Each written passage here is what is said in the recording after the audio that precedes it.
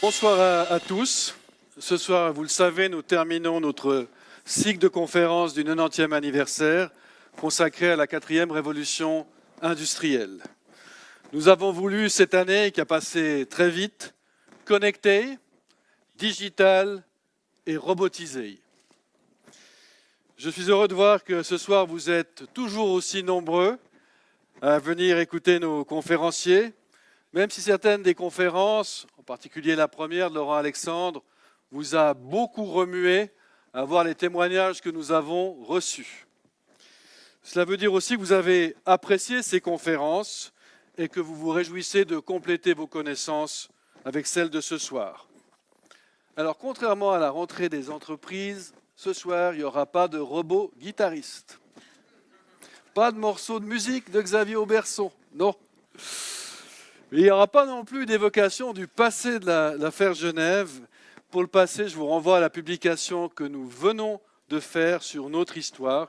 Vous pouvez vous la procurer sans aucune difficulté, au moyen d'électronique d'ailleurs. Nous voulons que ce cycle de conférences qui se termine aujourd'hui célèbre bien entendu le passé, c'est le 90e anniversaire, mais soit cette fois définitivement tourné vers l'avenir. Et que ce soit aussi celui des informations utiles. On a fait pas mal de théories avec les 2 premières conférences, utiles à votre quotidien d'entrepreneur. C'est pourquoi nous allons terminer avec des exposés qui vont vous montrer comment nous pouvons nous adapter aux défis de l'intelligence artificielle et de l'évolution technologique, les 2 thèmes des précédentes conférences.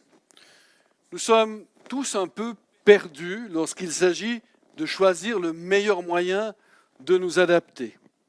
Nous savons par exemple que nous devons nous former. On n'arrête pas de nous le dire. Formez-vous, c'est la clé pour le futur. Nous savons que nous devons avoir des compétences techniques, mais que nous devons aussi avoir des compétences sociales. Donc le fait de se former ne signifie pas forcément de faire que de la technique. Il y a aussi de la formation à l'interaction sociale. Bon, très bien. Concrètement, qu'est-ce que cela signifie ? Bien, pour moi, j'ai le sentiment que vous ne devriez pas être trop inquiet par rapport à cela, parce que les entrepreneurs ont déjà fait une bonne partie du chemin. L'entreprise ne cesse jamais de s'adapter. Vous, entrepreneurs, vous vous adaptez, comme M. Jourdain faisait de la prose, sans en être toujours conscient. Bien sûr, nous nous interrogeons et nous ne sommes pas les seuls à le faire. Je sors aujourd'hui de la séance du conseil d'administration de l'Organisation internationale du travail et cette organisation met sur pied son centenaire. Vous savez que c'est l'une des plus anciennes, c'est même la plus ancienne du système onusien. Et quel sera le thème retenu pour l'an prochain ? Eh bien, the future of work. Donc nous sommes tous au niveau international, au niveau national, au niveau local, tous à nous interroger sur la façon concrète dont nous devons appréhender ce monde du travail de demain. Mais nous devrions tous être prêts pour faire face aux mutations technologiques. Alors, est-ce que ce sera vraiment le cas ?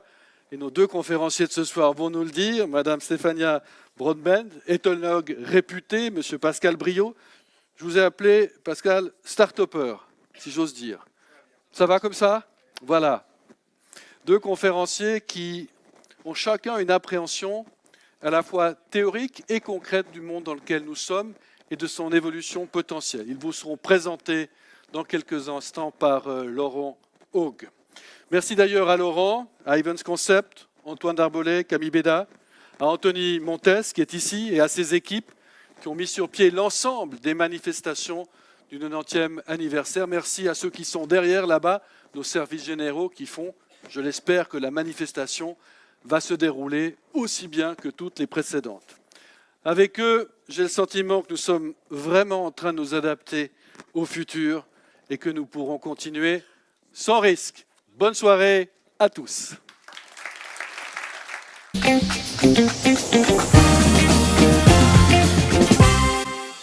Voilà, il faut faut attendre le jingle. C'est toujours l'humain qui doit s'adapter à la machine. Bonsoir à tous, je suis très content de vous retrouver pour ce 3e événement.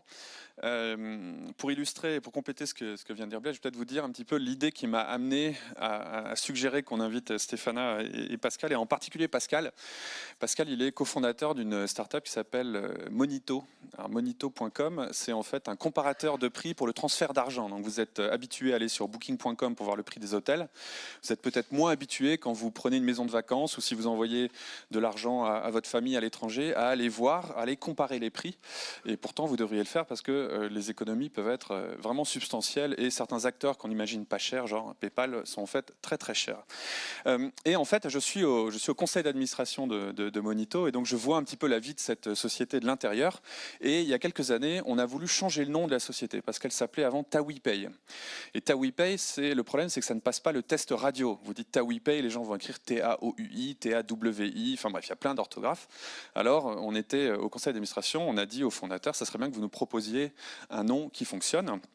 Et donc le conseil était le matin, et vers 17h, j'ai reçu un email avec, vous savez, un diagramme camembert, avec en fait ce qu'écrivaient les gens quand ils entendaient TawiPay. Alors c'était tout un tas d'orthographes complètement exotiques, et une proposition de nouveau nom qui était donc Monito, et ce que tapaient les gens quand ils entendaient Monito, et puis il était très clair sur la répartition que 50% des utilisateurs écrivaient directement le nom tel qu'il le fallait. Donc j'étais quand même un peu étonné par la rapidité du processus. Je dis mais comment vous avez fait? Parce qu'en plus c'était écrit que c'était le résultat d'un sondage auprès de 2000 personnes. Donc j'appelle le frère de Pascal, le CEO, François. Je dis mais François, mais comment vous avez fait ça? Oh, ben c'est simple, on est rentré au bureau, on a pris un smartphone, on a enregistré Monito, on a demandé à un anglophone, à un espagnolophone de le faire. Puis on a mis ça sur une plateforme où Amazon Mechanical Turk, il y a plein de gens qui sont prêts à faire des micro-tâches qu'on paye quelques centimes. Et on leur a dit, tapez dans un champ ce que vous entendez. Et puis voilà, en quelques heures, on a fait cette étude de marché. Puis on pense que Monito est un nom très bien. Je lui ai dit, mais combien ça vous a coûté? Il m'a dit, ouais, $50, c'était cher. Alors, François et Pascal, ayant 25 et 27 ans, ne savent pas que dans une boîte corporate, ça aurait coûté 30 millions. Il aurait fallu 1 an de consulting pour faire le même processus. Et voilà, c'est un bel exemple des nouvelles façons de travailler dont on veut parler ce soir. Le format, donc on a 2 intervenants ce soir. On va avoir 55 minutes de présentation, 40 et 15. Ensuite, comme d'habitude, je vais réinviter tout le monde à venir sur scène. Vous voyez les chaises. On va on va amorcer la discussion entre nous, le temps que vous vous chauffiez, parce qu'il y aura le numéro de téléphone pour envoyer vos questions par SMS et WhatsApp. Et ensuite, donc, je vais prendre vos questions et on va pouvoir tous interagir. Donc en deuxième, il y aura Pascal Briot, que je viens de présenter. En premier intervenant, pour ouvrir cette soirée, on a quelqu'un qui a un parcours incroyable. Alors elle a d'abord été entrepreneuse à Paris, je crois, dans le digital, dans les années 90. Elle a revendu sa boîte qu'elle avait fondée avec son mari. Ensuite, elle est devenue l'anthropologue maison de Swisscom. Et donc son métier, c'était d'aller dans les familles, dans les années 2000, pour observer comment est-ce que les gens s'approprient la technologie, comment est-ce qu'ils l'utilisaient. Ensuite, elle a déménagé à Londres et elle est devenue chercheuse chez Nesta, après un petit passage aussi, je crois, à University College à Londres. Et donc Nesta, c'est un think tank dans lequel le gouvernement anglais demande à ce qu'on réfléchisse au futur de la société. Et donc là-bas, elle s'est intéressée à l'intelligence collective dont elle va nous parler. Et maintenant, elle sera bientôt professeure au Polytechnique de Milan. Elle va nous parler de sa vision sur le futur du travail. Je vous demande d'accueillir Stéphana Broadbent.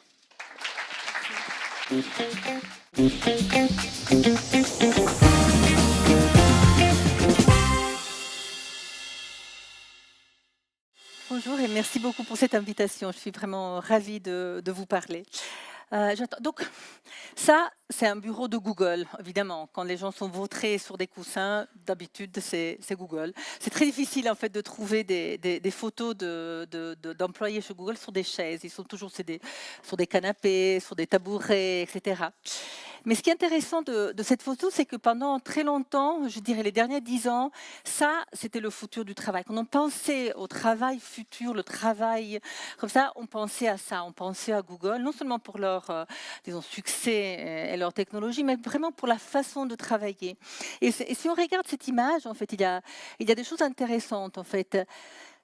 Ces personnes-là, en fait, déjà, on ne sait pas s'ils sont vraiment en train de travailler ou si c'est un moment de pause. Le corps, évidemment, pas engagé dans ça. Il pourrait pratiquement être, disons, avoir des problèmes de déambulation. Mais évidemment, je veux dire, il y a une idée où effectivement, probablement, il n'y a pas un contrôle particulier de où ils posent leur attention. En fait, on s'imagine, probablement, ils sont en train de travailler, effectivement, mais il n'y a pas une idée que quelqu'un derrière doit regarder et savoir s'ils sont en fait en train de réserver leurs vacances. Et cette vision, cette espèce d'autonomie du travail, autonomie du projet, parce que fondamentalement, là, l'idée, c'est, bon, il faut que vous fassiez votre travail, puis si vous le faites en 12 heures, en 4 heures, etc., ce n'est pas vraiment un problème pour nous, pour vous que vous fassiez votre projet. Je pense que cette manière, cette vision du travail, elle a été bien au-delà. En fait, elle a vraiment influencé beaucoup de nos façons de travailler, beaucoup d'entreprises qui ne sont pas nécessairement en informatique, et c'est devenu un peu une façon de penser, de penser le travail actuel. Et je veux juste vous rappeler un peu les caractéristiques de ce type de travail pour dire, bon, voilà où nous en sommes maintenant, et voilà, et ça c'est un peu le baseline, le point de départ sur lequel on doit penser le futur. Et comme disait Laurent, moi je vous parle en tant que, disons, social scientist, anthropologue, ethnologue, donc j'essaie de vous parler du travail du point de vue des personnes qui le font, quoi qu'il soit leur rôle, et du point de vue un peu aussi des aspects cognitifs aussi qui sont engagés. Alors, quelles sont les caractéristiques un peu générales du travail actuel? Et certains d'entre vous vont les retrouver par rapport à leur activité, certaines pas, mais je pense que globalement, ça reflète bien. Évidemment, bon, d'abord, il y a l'idée que les gens travaillent beaucoup en petite équipe. L'idée de grosse équipe est de moins en moins fréquente. Qu'il y a le travail par projet. Je veux dire, l'idée, on travaille, c'est des projets qu'on fait. Il y a l'idée de la flexibilité, évidemment, l'incertitude, les rôles, etc. changent. L'idée de réseau. Les petites équipes, ils sont un réseau, évidemment. Puis, il y a l'idée de la formation permanente, donc que vous venez de dire, l'idée que de toute manière, les compétences, étant donné qu'elles évoluent tout le temps, il faut que les personnes soient en formation et qu'ils s'auto-forment aussi. Et puis il y a cette idée un peu sous-jacente que les gens sont entrepreneurs d'eux-mêmes, donc ils doivent non seulement se former, il y a une certaine réputation qu'ils doivent garder quand ils changent d'une équipe à l'autre, quand ils changent de poste, etc. Et donc il y a une espèce... Et je pense que derrière, c'est cette idée très forte en fait d'une espèce d'autonomisation de la personne. Évidemment, cela s'accompagne avec l'idée que fondamentalement les gens travaillent sur, et c'est venu aussi parce que le travail est sur des données partagées. Et donc en fait, tout le monde contribue à ça et on contribue d'une manière différente. Donc ça, pour moi, et en fait, bon, il y a ce mot d'agilité, d'agile qui a caractérisé ces dernières années en informatique, mais que se rend compte qu'en fait, de nouveau, si on regarde, je faisais un peu une revue ces jours-ci pour préparer cet événement, un peu des revues de management, et cette idée d'agilité, elle commence à être vraiment, elle est partout, elle a dans toute revue un peu l'idée que l'agilité, le focus sur le client, la rapidité, la flexibilité, le réseau, de nouveau, la petite équipe. Ce type de langage, c'est un peu, en anglais, permeated l'ensemble en fait de réalité professionnelle. Donc ce type-là, vautré sur son coussin, en fait, il est dans ce système qu'on imagine de réseau. Et en fait, ces paramètres sont celui de projet, de data, d'équipe. C'est ça un peu le cadre dans lequel cette personne est et dans lequel, en fait, beaucoup, je pense, de notre façon de concevoir le travail actuellement se situe. Mais il y a d'une certaine manière, donc si je regarde, si je pense aux personnes qui sont au travail, qui sont engagées dans leur activité, qu'est-ce qu'on voit? Je veux dire, évidemment, ce processus d'autonomisation s'est accompagné aussi d'une augmentation, d'une certaine manière, d'une charge cognitive, d'une charge de travail. Il y a sans doute une complexification de tâches. Je pense que tout le monde serait d'accord que les tâches sont plus complexes, sont plus variées, sont plus complexes. Il y a sans doute une extension de compétences. Je pense que dans tout poste, il y a une attente de savoir planifier, de savoir communiquer, de savoir donner des résultats, de savoir échanger, de savoir gérer un projet. Je pense que tout poste désormais a une composante de gestion, si vous voulez, de ça. Puis, comme je disais, l'autonomie et la capacité de communiquer et d'élaborer à distance. Alors ça, pour moi, c'est un peu... Et, bon, justement, là, on est en train de parler en Romandie, où je dis la partie prépondérante des activités sont ce qu'on parlait d'activités de connaissance quand même. Mais je dirais que cette capacité, d'une certaine manière, de gérer la complexité, de gérer les données, etc., est quelque chose d'un acquis. Et c'est ça que on parlait de pessimisme ou d'optimisme, et c'est ça, d'une certaine manière, qui me donne un énorme optimisme pour le futur. C'est pour ça que dans ma prochaine partie de ce que je vais raconter, je pars avec une vision extrêmement optimiste, parce que je trouve que ces derniers 15 ans, que ce soit dans le monde professionnel ou aussi les expériences nombreuses et constantes d'interaction avec le monde numérique, ont créé, d'une certaine manière, des personnes qui ont, à tout niveau, ont des compétences communicationnelles, des compétences d'échange, des compétences d'échange d'informations, de reconnaissance d'informations, quoi qu'on dise par rapport aux fake news, etc. Je pense qu'il y a eu une étendue de compétences, disons, de compréhension très forte. On me dit oui, pardon. Et voilà. Et donc, voilà mon point de départ, donc, ce qui est un point de départ assez optimiste. Et qu'est-ce qui nous attend? Donc, si on regarde Adecco, leur prévision, un peu les méga-trends du futur, mais j'ai l'impression d'être devant. Les méga-trends du futur, bon, évidemment, l'incertitude, la gig economy, les petits boulots, l'ensemble du boulot, cette difficulté qu'on trouve aussi en Suisse. 30% des entreprises ont du mal à trouver le personnel qu'ils cherchent, les compétences qu'ils cherchent. C'est un problème commun. Le mix démographique. Et puis les gros mots, les mots qui font peur, les mots qui inquiètent, AI, machine learning, etc., digitalisation, big learn, etc. Ça, c'est un peu le futur attendu. Nest, donc l'organisation où j'étais avant, il y a un gros groupe qui travaille depuis des années en fait, pour essayer de comprendre quelles sont les compétences futures, ce qu'on s'attend, et ils analysent régulièrement parce que justement, ils font aussi ils essaient de faire des recommandations par rapport à l'éducation. Et là, ce qu'on voit, c'est ce qu'on s'attend, la réduction des jobs de bas niveau, répétitifs, tout ce qu'on entend habituellement, mais des choses surprenantes. Bon, évidemment, le besoin, comme vous disiez, de communication, savoir communiquer mieux, être empathique, etc. Tous ces aspects que je signale, sont exactement les aspects qu'on a quand même acquis ces dernières années. Ces aspects-là de savoir communiquer, savoir échanger, etc., ça fait quand même partie des acquis qu'on a pris. Et ce que je voudrais jeter une pierre positive, c'est on les a acquis aussi faisant des bêtises, passant du temps sur Instagram, passant du temps sur Facebook, nos enfants et nos ados qui passent leur temps à communiquer. Ça fait quand même partie de cette capacité croissante, si vous voulez, de savoir gérer ses émotions, les émotions des autres, les communications, etc., à travers des médias. Et avec des médias souvent très basilaire, très simple, très minime d'une certaine manière. On a appris ça. Et puis ce qui est intéressant, Nesta, c'est un peu le domaine, il prévoit une évolution aussi, une croissance dans le secteur public et dans les professions, chose qui est plus on attend. Mais donc les mots futurs qui nous font peur d'une certaine manière, mais en même temps qui sont là, c'est l'incertitude, la flexibilité, les changements de compétences, big data, etc. Mais moi, je voudrais ajouter cet autre mot qui me remplit beaucoup plus d'optimisme et que je pense est une direction dans laquelle on est en train d'aller, dont on parle beaucoup moins, qui est celle de l'intelligence collective. Et je vais l'expliquer plus en détail.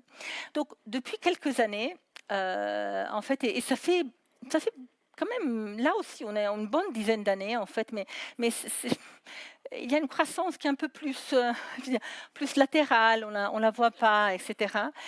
On parle d'intelligence collective. L'exemple le plus flagrant, beau, l'exemple qui fait rêver toujours, c'est évidemment Wikipédia. C'est les milliers de personnes qui, grâce à des réseaux, peuvent contribuer à créer des connaissances communes, une base de connaissances communes. Là, j'ai mis juste une liste il y a des centres de recherche à l'MIT. La UN a créé un UN Pulse qui essaie de recueillir l'intelligence des sources diverses et variées. Aux États-Unis, on travaille beaucoup. Il y a un network, le Opening Governance Actually Network. Ça, c'était un peu au temps d'Obama. Là, il résiste un tout petit peu. Mais il y a des initiatives comme celle de la Rockefeller Foundation sur les villes résilientes. Il y a toutes les initiatives autour du budget participatif. Donc il y a ce qu'on est en train de voir depuis plusieurs années, c'est en fait un questionnement autour de la possibilité d'exploiter, si vous voulez, les connaissances diffuses grâce au fait qu'on a ce réseau incroyable et les gens qui quand même contribuent. Comment est-ce qu'on peut exploiter de certaine manière ces connaissances qui sont aussi diffuses d'une manière constructive? Et là, tout à l'heure, on m'interviewait pour Le Mans et je disais, même quelque chose de aussi bête comme YouTube. Alors, YouTube, on pense qu'il y a toujours des bêtises, mais YouTube, c'est le répositoire plus important, si vous voulez, de petites connaissances. Comment faire une piqûre d'un certain type, comment réparer ses toilettes, comment mettre le fard quand on a 40 ans. Et c'est des petites connaissances, mais je vous assure que si on regarde les données, peut-être la partie la plus regardée, c'est justement toutes ces petites solutions, toutes ces petites... Et ce n'est pas des connaissances académiques, ce n'est pas les connaissances qui viennent. Tu n'as pas besoin d'un PhD pour expliquer comment faire pousser des tomates. Mais pour quelqu'un, c'est intéressant de savoir comment pousser des tomates. Donc, il y a quand même cette mouvance et on essaie de voir comment est-ce qu'on peut les exploiter mieux. Alors, et en fait, ce que je voulais vraiment pousser aujourd'hui, c'est le fait que quand on pense au futur du travail, il y a deux façons de penser à comment augmenter l'individu. Il y a au fond l'augmentation par des réseaux artificiels et il y a l'augmentation par des réseaux humains. Et si je me place en optique un peu de nouveau anthropologique, ça correspond à ce qu'on a toujours fait. On a toujours augmenté les individus par nos outils. On construit des outils pour nous augmenter. Et on a toujours augmenté les individus par la vie sociale, mais aussi la vie sociétale, mais aussi la culture. La transmission culturelle des savoirs, c'est une façon d'augmenter l'individu par des réseaux humains. Donc, on a ces deux aspects-là qui peuvent, et moi j'aimerais voir comment ils se reconnectent, ils se sont toujours reconnectés. Je pense qu'il y a un espoir de les reconnecter, mais il faut les reconnaître. Donc, en intelligence artificielle, évidemment, l'intelligence artificielle se base sur le big data et sur le big données.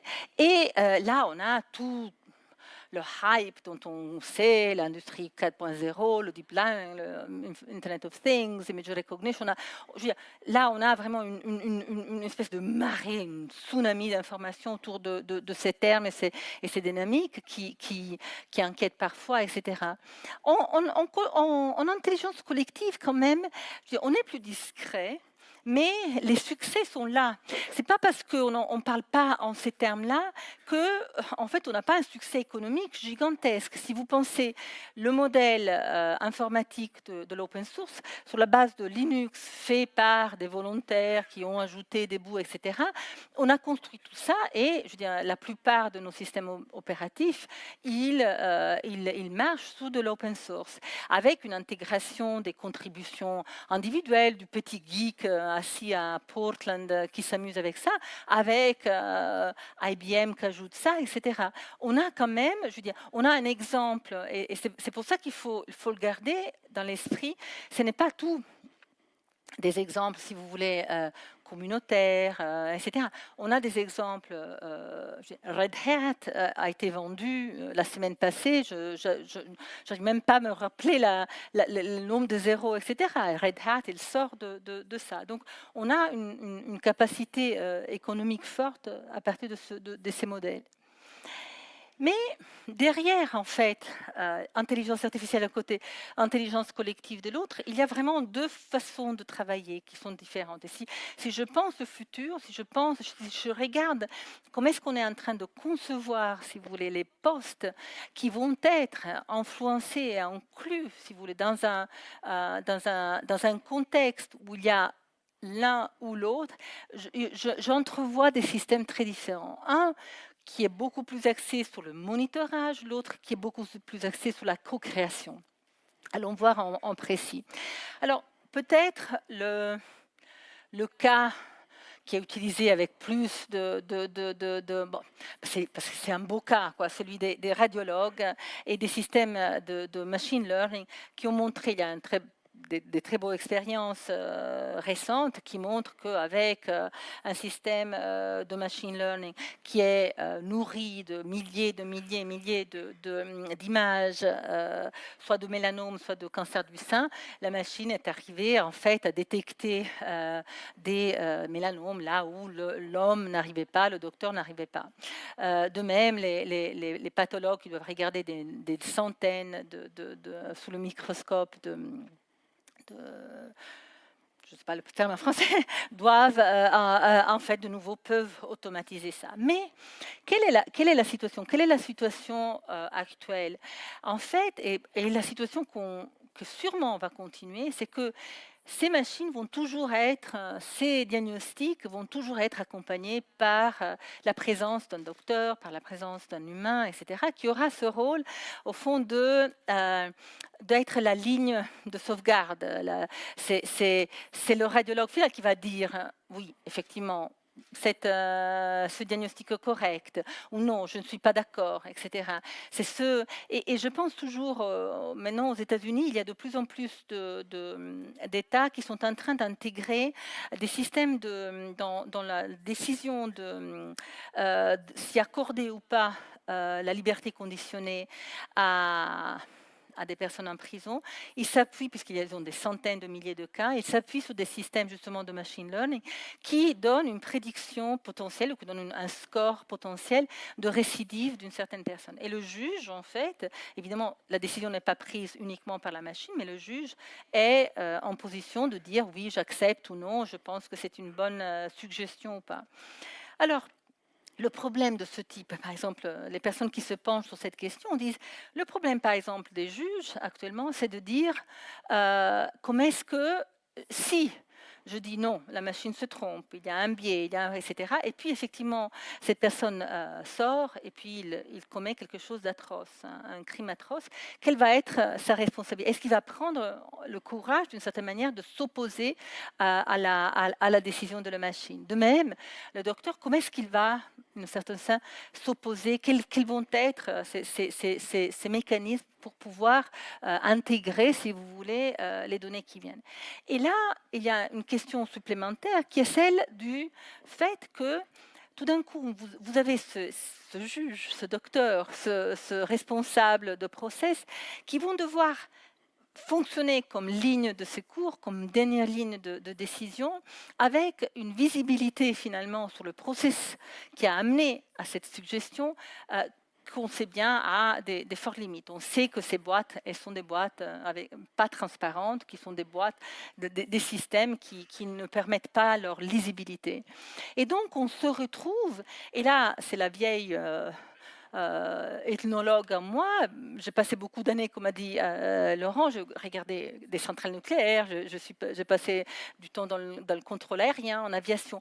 Ces processus d'automatisation, on les a déjà vus. On les a vus et on sait que malheureusement, quand les personnes sont en pure vigilance, quand ils sont en pur monitorage, il est très difficile que la décision soit bonne. Il est très difficile que l'attention puisse être soutenue et qu'il y a effectivement, je veux dire, que le processus cognitif, et je dis bon, là, je suis à Genève, la patrie de Piaget. On sait que cognition et action vont ensemble. Dès qu'on sort, je veux dire, on met les personnes dans cette situation un peu de perte de compétences. De l'autre côté intelligence collective, on a l'autre problème, si vous voulez. Évidemment, il y a tous les problèmes de la coordination, il y a les problèmes de la distribution des tâches, de la gouvernance.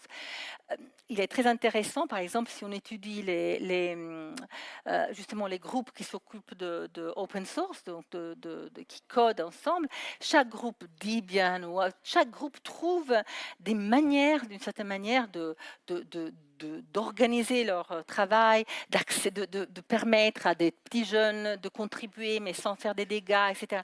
Il y a vraiment un énorme effort à faire, si vous voulez, pour trouver le mode de fonctionnement à l'intérieur de systèmes où les gens sont très éparpillés, où pas nécessairement ils participent du même contexte social et culturel, et donc qui puissent d'une certaine manière participer aux mêmes règles de gestion réciproque du travail. Donc on sait que cette construction, elle est créative, etc., mais elle pose des autres problèmes vraiment importants de coordination. Donc, moi, de nouveau, pourquoi je suis optimiste? Parce que je trouve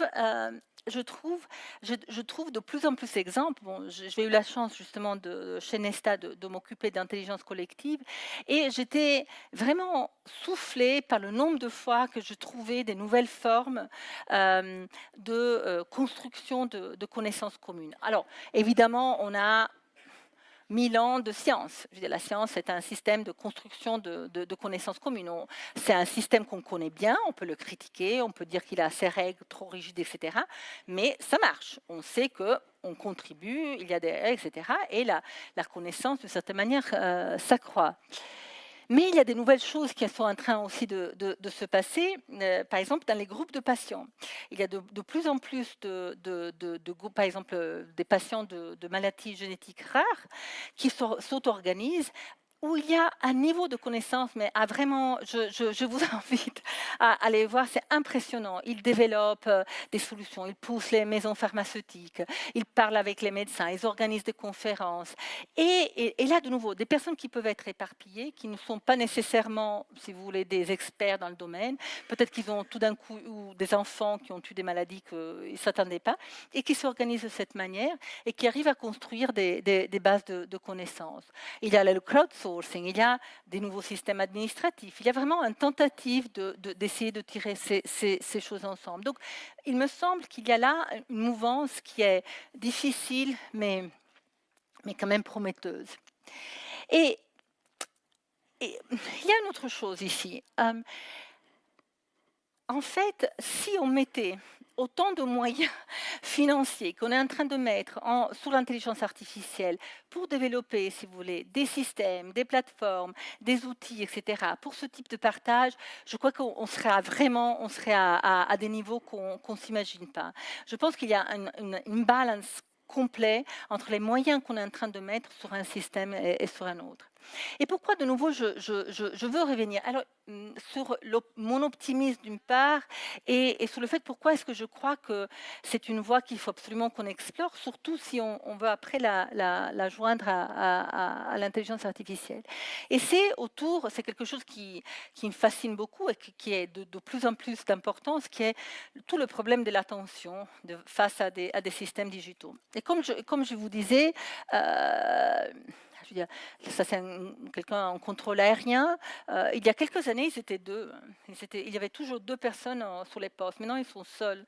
Et il y a beaucoup de postes de ce type où on a fondamentalement réduit parce qu'on a donné plus d'outils, plus d'automatisation. Il y a un réduit. Et il y a une chose qu'on sait quand on vient, si on a fait un peu de sciences cognitives ou de psychologie cognitive, c'est que honnêtement, on n'est pas très bon en attention individuelle. Et je pense que vous tous, je veux dire, si on fait un minimum d'autoconscience, c'est devenu infernal. Je veux dire, on a vraiment du mal à garder notre attention. C'est vraiment un effort volontaire qui a de l'aspect presque de l'athlétisme désormais, de garder notre attention continue sur un écran, un texte, etc. pour des périodes attachées. Mais ça, c'est une vision de voir l'attention. Et peut-être on parlera dans les questions parce que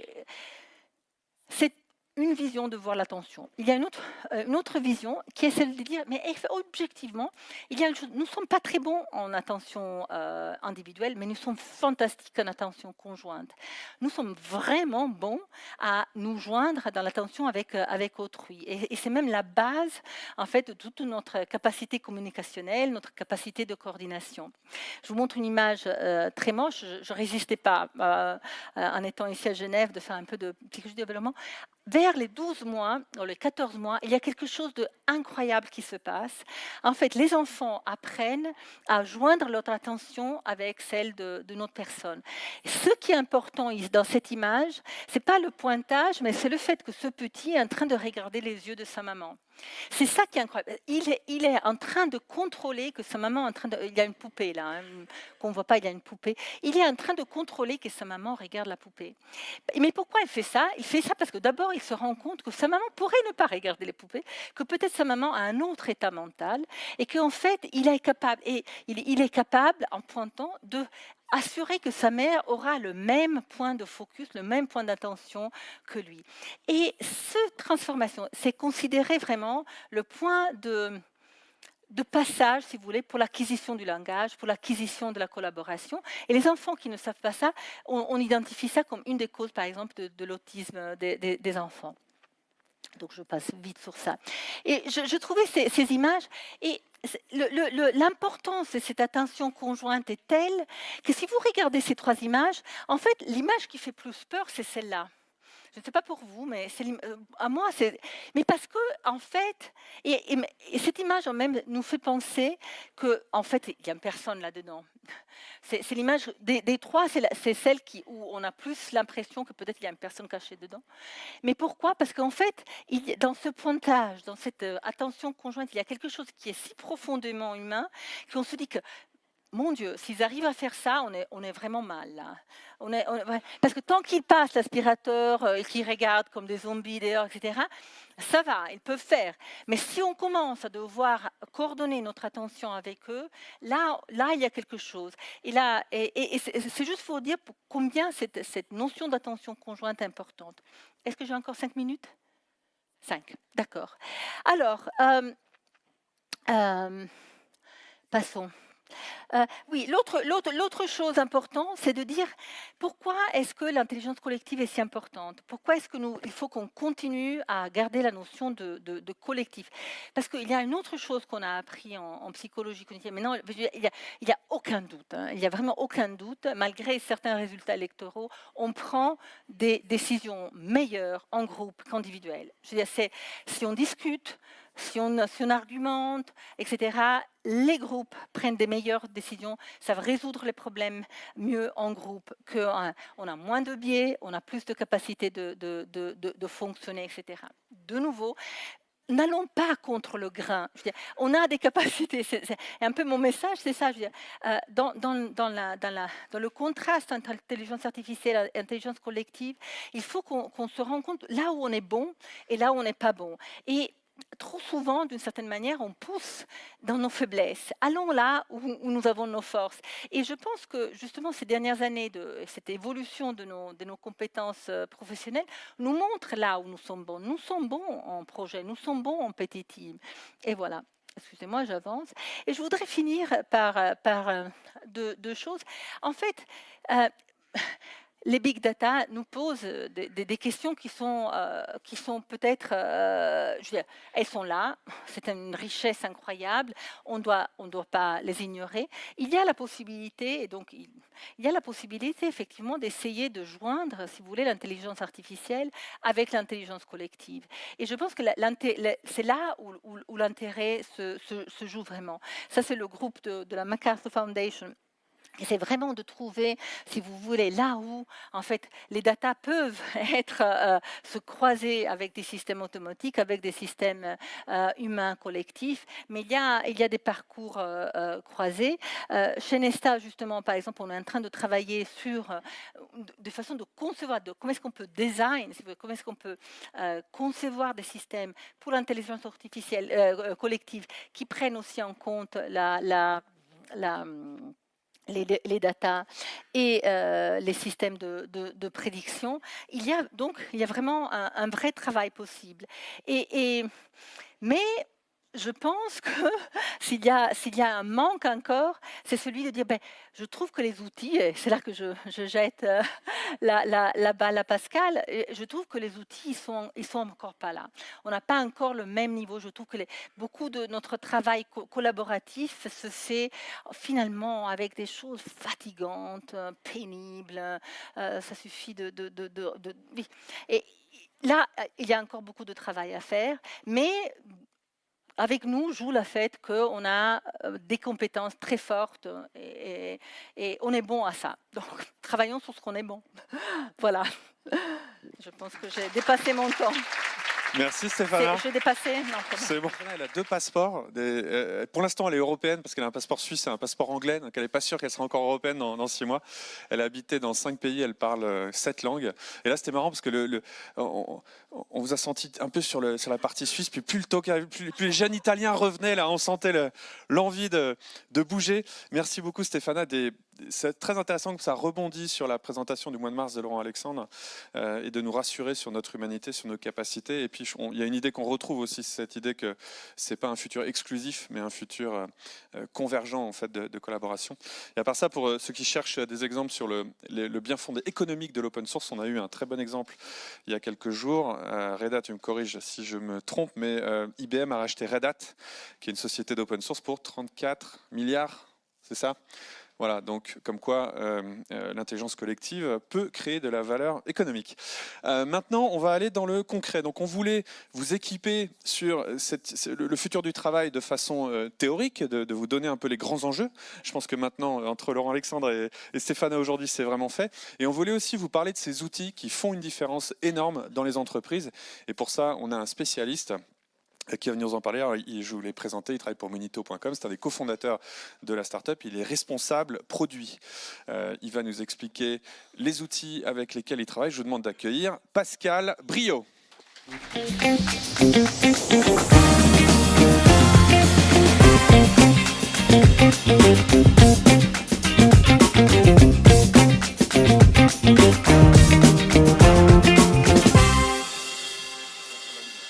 Ça marche. Bonsoir tout le monde.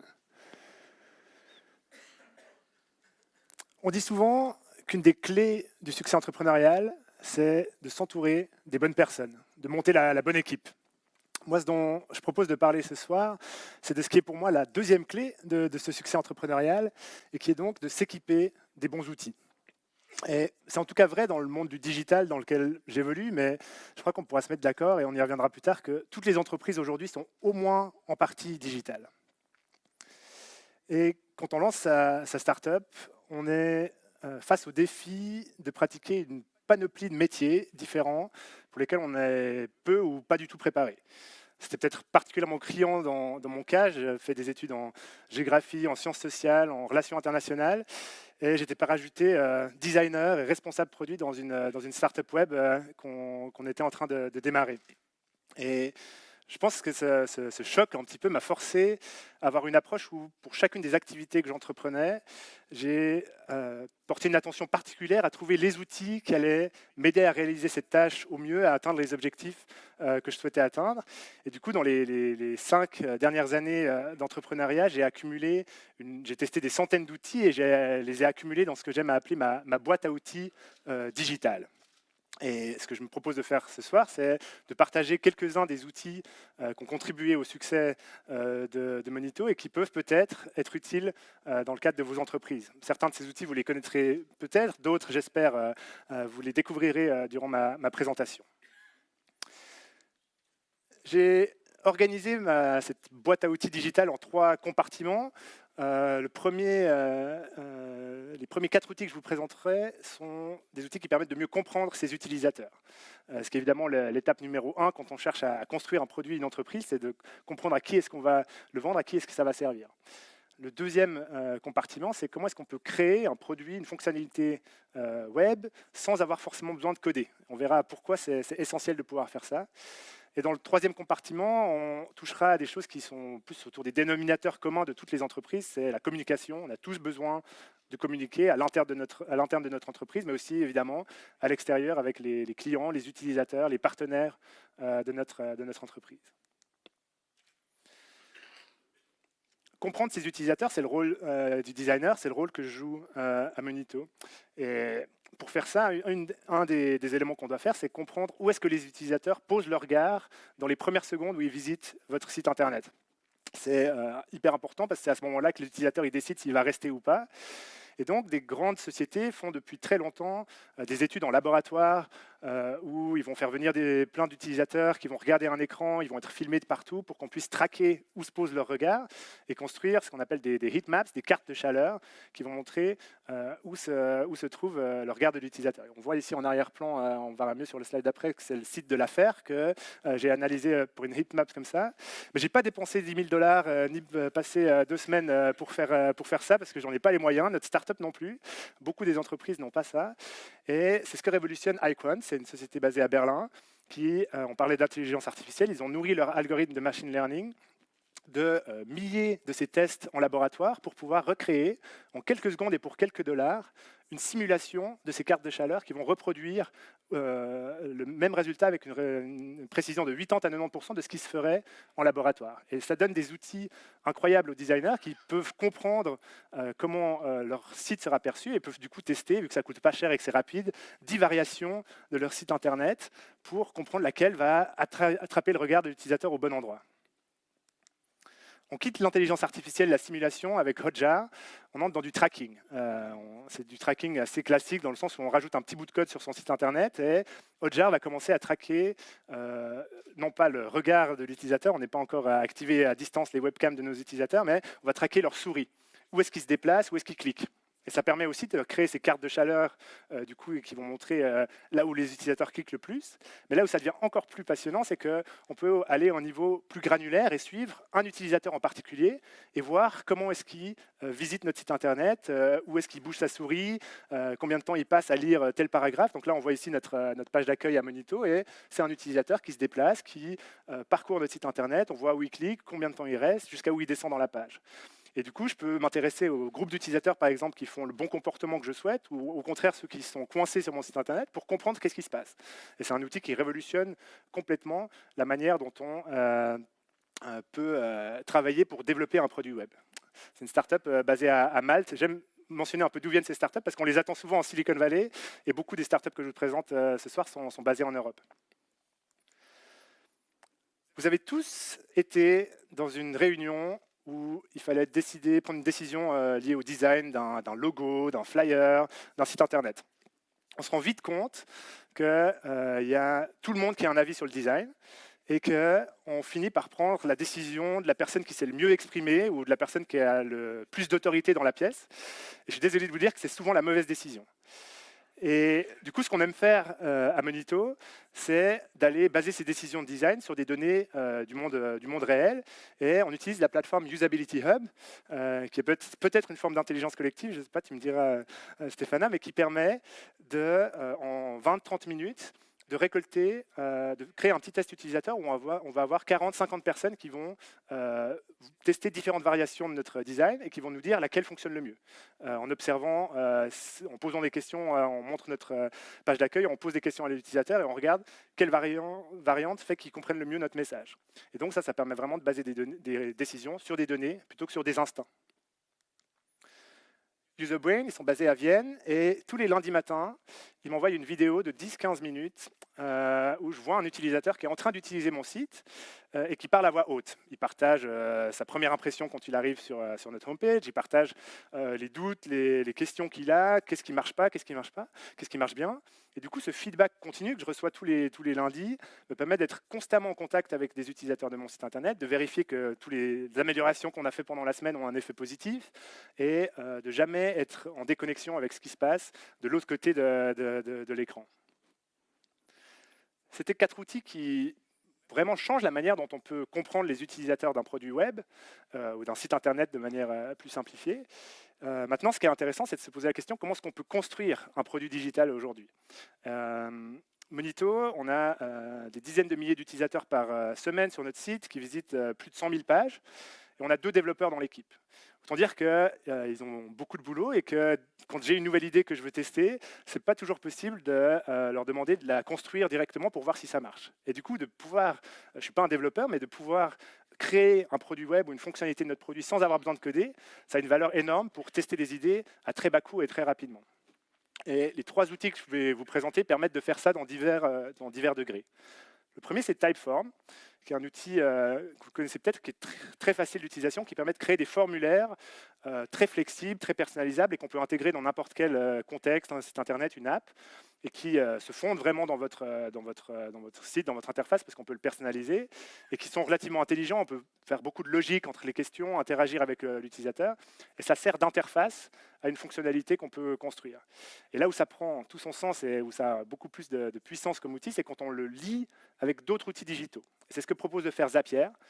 Zapier, c'est un peu l'infrastructure du web. Il connecte des milliers d'outils digitaux entre eux. Et ça veut dire que je peux paramétrer que lorsque quelqu'un soumet mon formulaire que j'ai créé avec Typeform, ça va envoyer les données à Zapier, qui va peut-être les processer un petit peu, les nettoyer, et qui va, par exemple, les envoyer à mon outil qui me sert de gestion de clients, qui va inscrire l'utilisateur, s'il a le souhaité, à une alerte email en le connectant à mon outil de email marketing, qui va m'envoyer un message sur ma messagerie instantanée si je vois que c'est un client qui est particulièrement intéressant avec lequel je dois interagir tout de suite. Et donc Zapier, il va me permettre de faire ça, de connecter tous les outils que j'utilise entre eux. Zero Code, ils vont une étape plus loin. C'est une startup qui vous propose d'acheter un template d'un produit web dans son entièreté. Ils ont un catalogue dans lequel on peut acheter le template de Airbnb, de Uber, de Twitter, de Booking. Et ça veut dire ça existe depuis longtemps des sites où on peut acheter un template d'un site pour son mariage, où on peut mettre sa photo, ces trucs.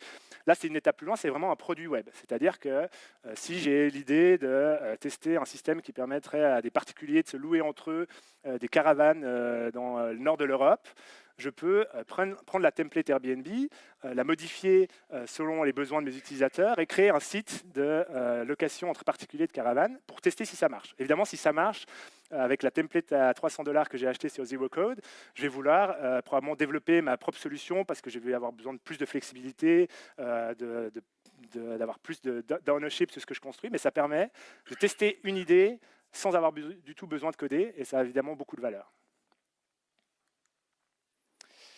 Je viens à ce troisième compartiment dont je vous parlais, la communication à l'interne, à l'externe. Vous êtes peut-être nombreux à avoir déjà utilisé Intercom, peut-être sans le savoir, sur les sites internet que vous visitez. C'est des fois ce que vous trouvez en bas à droite d'un site internet, une petite bulle qui vous permet d'avoir un live chat, de discuter en direct avec le service client d'une entreprise. C'est live chat, il y a beaucoup d'entreprises qui font ça sur différentes manières. Intercom, c'est le leader dans ce domaine. Ça permet vraiment d'augmenter les conversions, le nombre de ventes qu'on va faire sur notre site internet ou le nombre d'utilisateurs qu'on va convaincre d'utiliser notre produit. Mais beaucoup d'entreprises sont encore réticentes à installer ça sur leur site internet parce qu'on se dit tout de suite il va y avoir énormément de boulot, d'équipes à monter derrière pour répondre à toutes ces demandes. Et c'est là où des entreprises comme Intercom se profilent en apprenant des réponses que vous donnez, en vous donnant les outils pour donner des réponses automatiques. Ils arrivent à automatiser jusqu'à 60% des réponses qui vont être faites par le live chat, qui vont être des réponses automatisées, mais qui auront l'air d'être complètement faites par un humain derrière. Et donc ça permet d'augmenter l'efficacité d'un site internet. Et ça peut être installé très facilement sur n'importe quel site internet, ça suffit de rajouter un petit bout de code. Slack, c'est peut-être l'outil le plus connu que je vous présente ce soir, vous en avez tous entendu parler. C'est ce qui élimine l'email au sein d'une société. À Monito, je pense que ça fait 3 ans qu'il n'y a plus aucun email qui a été envoyé à l'interne, parce que tout se fait sur Slack. Alors on garde les emails parce que beaucoup de nos partenaires et nos clients ont besoin encore de ce canal-là, donc on a tous notre adresse email, mais on ne l'utilise pas du tout à l'interne. Slack, c'est plus que de la messagerie instantanée, c'est un outil qui s'intègre aussi avec plein d'autres applications, et ça veut dire que c'est l'endroit où on va centraliser beaucoup d'informations de notre entreprise. On va recevoir des informations, des analytics de nos utilisateurs, on va recevoir des informations sur nos revenus de nos partenaires, et donc avec un moteur de recherche super puissant intégré, ça va devenir la source de vérité à l'intérieur de la société. Et ça change aussi simplement la manière dont on travaille, dont on collabore. Ça permet de travailler de manière beaucoup plus asynchrone, ce qui est évidemment intéressant quand on a un mode de travail qui est très flexible, où chacun travaille depuis où il veut, aux horaires qu'il veut. Et ça permet de pouvoir toujours retrouver l'information, les discussions qui ont eu lieu. Calendly, au contraire, c'est une petite app qui résout un petit problème très spécifique qui est de comment est-ce que j'agende un rendez-vous. En ce moment, on est en phase de recrutement à Monito et du coup, j'ai fait beaucoup d'entretiens avec des candidats et je dois leur fixer des rendez-vous. Pareil, je rencontre je fais des appels Skype avec beaucoup de nos utilisateurs et je dois leur proposer des rendez-vous. Et Calendly, c'est connecté à mon calendrier à moi et je peux juste envoyer un lien au candidat qui veut me rencontrer et lui il va pouvoir choisir dans mes disponibilités à quelle heure il veut me rencontrer, quel jour, et ça va lui envoyer automatiquement un email avec tous les détails de l'appel. Moi je vais recevoir ça dans mon agenda et ça simplifie complètement ce processus. Et là j'utilise pour un use case assez basique finalement, mais on peut utiliser Calendly si on est, je sais pas moi, un cabinet de physiothérapie et qu'on veut avoir un système pour faire des rendez-vous. On peut même avoir le paiement qui est intégré dans Calendly, ou si on est un consultant dans le web et qu'on veut vendre ses services, on peut envoyer un seul lien et les gens vont payer, entrer leur adresse Skype et tout va être automatisé pour la suite. Breezy, c'est le dernier outil que je vous présente ce soir et je vous parlais du recrutement tout à l'heure, on est en plein dedans à Monito.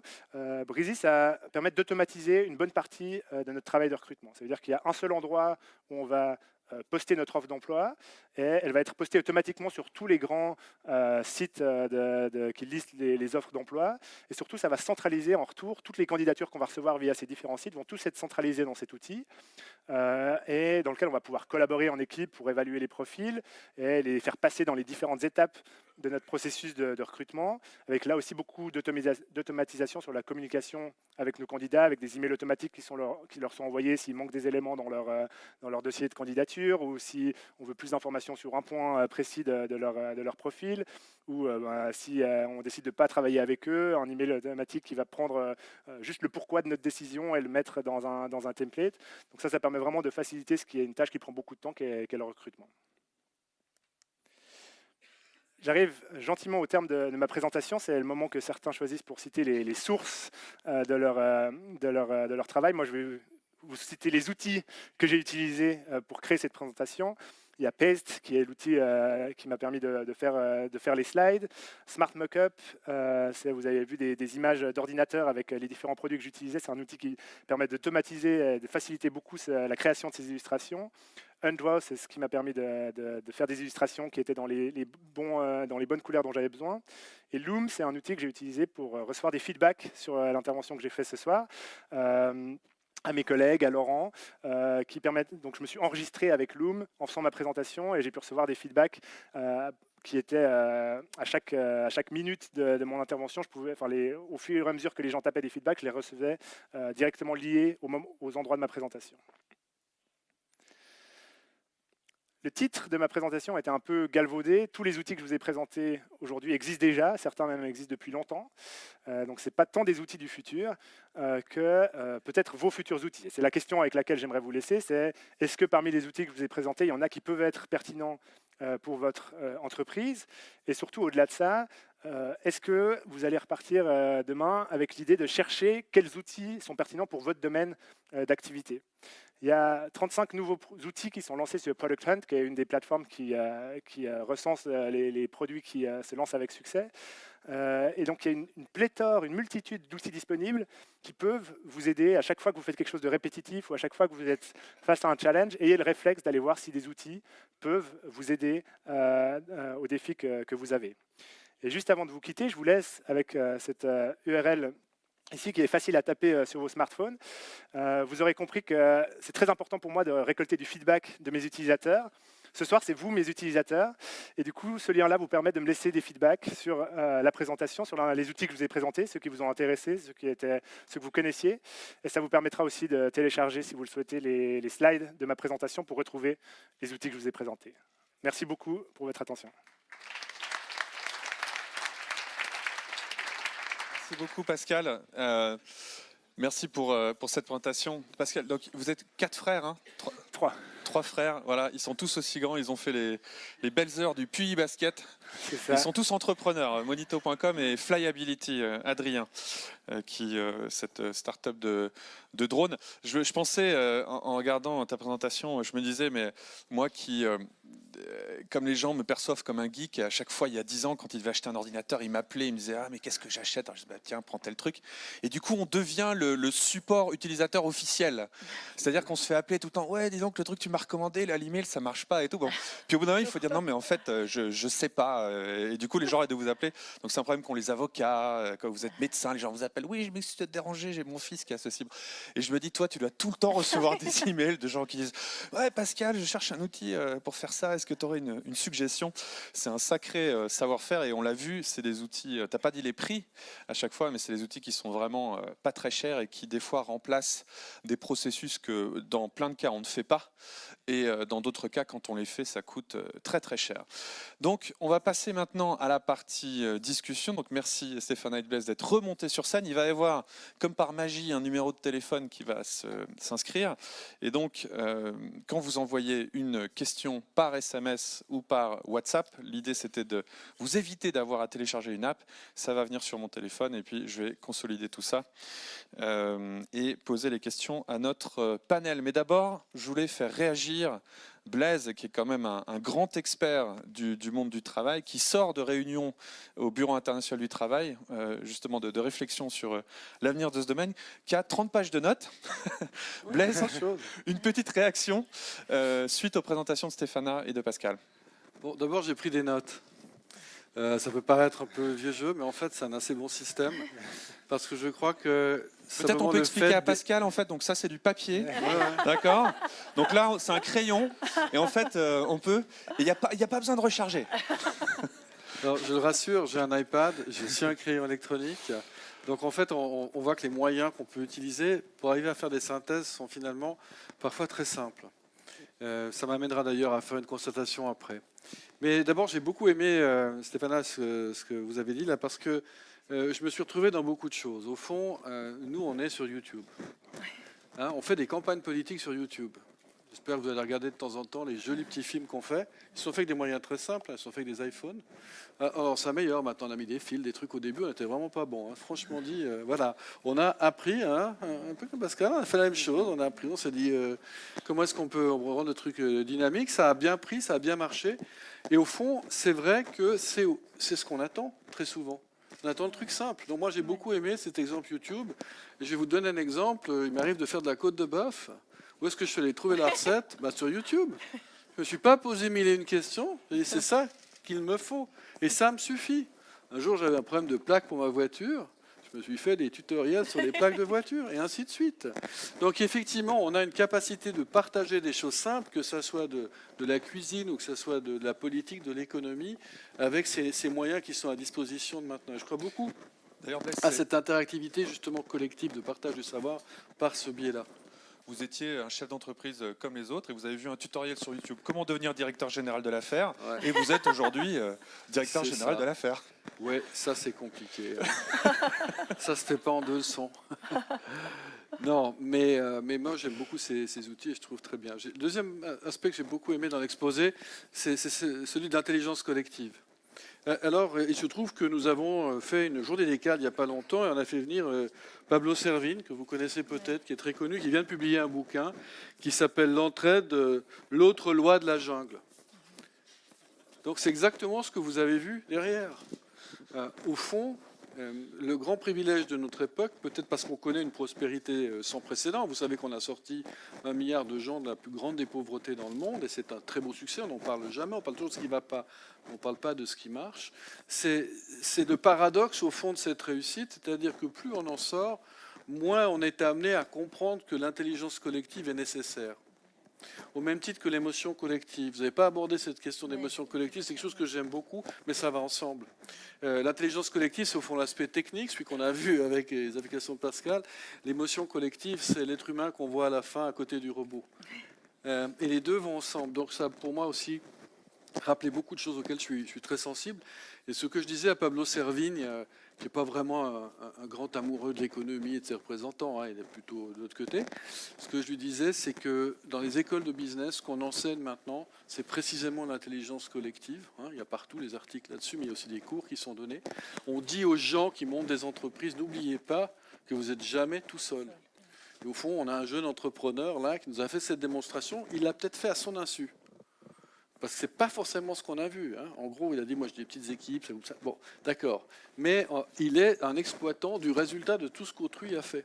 Il est au fond le produit de cette entraide qui n'a cessé de croître et qui maintenant est incroyablement forte et disponible pour tout le monde, par le monde. Et ça, je pense qu'on n'en est pas toujours conscient. C'est-à-dire qu'en fait, on est passé, malgré tout ce qu'on dit sur le libéralisme, et je suis un libéral au sens le plus profond du terme, on est passé dans une économie qui est terriblement collective. C'est incroyable. Donc Marx devrait se retourner un peu dans sa tombe maintenant, parce qu'il n'avait pas imaginé que par le libéralisme, on arrivait peut-être à une notion de partage bien plus grande que celle qu'il a voulu imposer par la force. C'est ma deuxième réflexion. Tout ce qui est intelligence artificielle est basé sur des données faites par des humains. Ça, c'est toujours aussi ce qu'on ne dit pas. Absolument. Mais pour arriver à l'automatisation, on doit amorcer la machine, la nourrir avec de l'intelligence collective. Donc voilà, ça c'était deux réflexions qui m'ont inspiré le premier exposé, mais c'était très lié au second, bien entendu. Le deuxième, je l'ai trouvé fantastique parce qu'il n'y avait pas beaucoup d'outils que je connaissais. Bon, ça, je le connaissais effectivement parce qu'on en parle énormément. Il est très utilisé à l'heure actuelle. J'étais fasciné. Je me suis dit, ben voilà, ça, c'est quelqu'un vraiment d'incroyable parce qu'il a ses applications, mais il les connaît. Moi, j'en ai mis 200 ou 250 sur mon iPhone. Alors, on a vu d'ailleurs que la moyenne d'utilisation, c'est de 5, 6, pas plus. Hein. 250, je me fais plaisir. Je me dis, ouais, t'es bon, tu vois, tu as ce nouveau truc dont il te parle ce soir. Tu es tout à fait capable de les utiliser, tu es super performant, mais en réalité, ce n'est pas tout à fait le cas. Et j'avais une question pour lui, enfin Laurent, un peu, il est allé dans cette direction à l'instant, c'est combien de ces applications est-ce qu'on peut vraiment maîtriser? J'entends. À un moment donné, il y a quand même un problème de cognitif, c'est-à-dire même si on retrouve des caractéristiques identiques, moi je suis impressionné par ce que j'ai vu en termes déjà d'outils utilisés pour ce soir, c'est énorme. Et parfois je me dis que pour nous c'est compliqué d'aller sur tous ces outils maintenant. Et puis il y a la force de l'habitude, c'est-à-dire qu'on se dit il y a des solutions intégrées, on va les utiliser et donc on va payer des licences au Big Four d'une manière ou d'une autre parce que ça nous arrange. Et je termine juste là-dessus pour dire que c'est un peu le paradoxe de tout ça, c'est qu'on n'a jamais été autant dans la collaboration, dans la coopération, et on n'a jamais été autant dans le monopole. Les GAFA, c'est ça, c'est du monopole de l'intelligence collective. C'est une exploitation très intelligente de ce qui est mis à disposition gratuitement par l'ensemble des êtres humains. Et ça pose quand même fondamentalement, à mes yeux, un problème éthique. Parce qu'il faut pouvoir laisser à chacun la possibilité de se développer. Bien sûr, Red Hat a été acheté, bien sûr. Mais est-ce que d'une certaine manière, on ne doit pas considérer que c'est plutôt une défaite par rapport à ce que vous avez les deux montré ce soir? Je pose juste la question. C'est vrai, et en tant qu'utilisateur, on se fait racheter aussi. Moi, j'utilise un logiciel comptable qui a été racheté par une assurance d'un seul coup, et donc mes données maintenant sont parties ailleurs. C'est vrai que c'est des vraies questions. Stéphanie, une réaction par rapport à ce que dit Blaise? Si on peut peut-être revenir sur l'idée d'intelligence émotionnelle dont on n'a pas trop parlé. Oui, non, mais d'émotion collective, pardon, je me suis trompé. Là, c'est dur. Hein. Bon, il y a un principe qui est celui emotion drives cognition. Donc, en fait, on ne peut pas avoir cognition sans émotion. Donc, les deux choses. Et en fait, si on pense au système d'intelligence collective, il marche parce qu'il y a des émotions derrière. Je veux dire, le désir de partage, le désir de... derrière, il y a du volontarisme, de la demande de reconnaissance, etc. Donc, c'est très difficile de séparer. Quand quelqu'un met sa recette de l'entrecôte, pourquoi et qu'est-ce qui mobilise, etc. Et fondamentalement, je pense qu'il y a énormément d'efforts et c'est pour ça que le problème de la gouvernance de ces systèmes est aussi délicat. C'est parce que comment est-ce qu'on mobilise d'une certaine manière ce désir de partage et ces connaissances sans l'exploiter? Je veux dire, comment est-ce qu'on travaille l'émotion pour faire si que ce Mais c'est vrai partage que ça peut puisse avoir éviter- un oui. impact dramatique. Par exemple, je disais un truc sur les pilotes de drones. Les pilotes de drones qui sont dans le Nevada pendant que le drone est Oui. en Afghanistan. Oui. Et pour eux, c'est un jeu vidéo, quoi. Oui. C'est pas des vies humaines. Et donc, ils tirent sur des sprites, quoi. Et du coup, 10 minutes plus tard, ils ont fini leur travail. Ils sont au café en train de regarder un match de baseball, quoi. Et donc, il y a une espèce de déconnexion totale. Et ce que vous avez montré qui était très intéressant, je trouvais, c'était justement le fait que c'est comme le Scully, là, ce pilote d'avion qui fait atterrir l'avion sur l'Hudson. Oui. Plein de gens disaient, mais les jeunes pilotes ne sauraient plus faire ça parce qu'ils Oui. vivent dans des appareils complètement automatisés. Oui. Et du coup, non seulement ils peuvent plus avoir les capacités de piloter, mais en plus, ils peuvent même plus prendre les bonnes décisions puisqu'ils ne connaissent pas l'intérieur de la machine. Et donc, ça a un impact qui est très profond sur la capacité d'être performant, alors que c'est la promesse de l'automatisation. C'est une sorte de performance ultime. Tout à fait. Mais en même temps, par exemple, je trouvais fantastique. Combien tu as dit 35 produits par semaine sur Product Hunt Par jour, jour. hein, Et de sur nouveau, Product par Hunt, ouais. jour, oui. Et je trouve que c'est l'exemple le plus fantastique de créativité, d'intelligence, de subtilité, et puis de nouveau mise à disposition. Bon, évidemment, pour un prix, mais je trouvais que c'était vraiment un exemple parfait de ça et aussi de cette capacité justement de création. Il y a une question sur le côté éphémère de ces outils. Quelqu'un qui dit, pensez-vous que ces outils vont subsister? Le souci un peu avec ces startups, c'est qu'on s'habitue à les utiliser, puis ça arrive aussi comment dire, ça gentiment qu'elles fassent banqueroute, enfin qu'elles disparaissent, quoi. Si elles disparaissent, c'est soit qu'il y a une meilleure solution qui les a Oui. remplacées, soit qu'elles n'ajoutaient pas de valeur. Donc, j'ai pas trop peur de ça. Et dans la plupart de ces outils, on ne s'engage pas tellement, on les paye au mois. Ils nous coûtent, je pense qu'il n'y a aucun des outils que je vous ai présentés ici dans lequel Monito investit plus que $100 par mois. Donc on est dans des outils qui sont bon marché. Et s'il y a une meilleure solution qui vient, on change d'outil. Et donc on n'est pas trop attaché à l'outil en lui-même qu'à ce qu'il nous permet d'accomplir. Et s'il disparaît, c'est qu'il y a une meilleure solution qui est là. Bon, ça peut quand même être un problème. Aujourd'hui, on est presque dans la situation, et Blaise le disait, les GAFA sont presque devenus too big to fail, en fait. Aujourd'hui, Google, j'imagine les États-Unis rentrent en conflit avec un pays, leur coupe Google, par exemple, ça peut avoir un impact énorme sur l'économie. Puis on a quand même toutes nos datas qui sont prises dedans, même si on peut les télécharger. Mais bon, télécharger 30 000 messages Gmail, c'est compliqué. Alors, il y a une angoisse dans cette salle énorme. J'ai reçu 5 messages. Est-ce que les slides seront sur le site?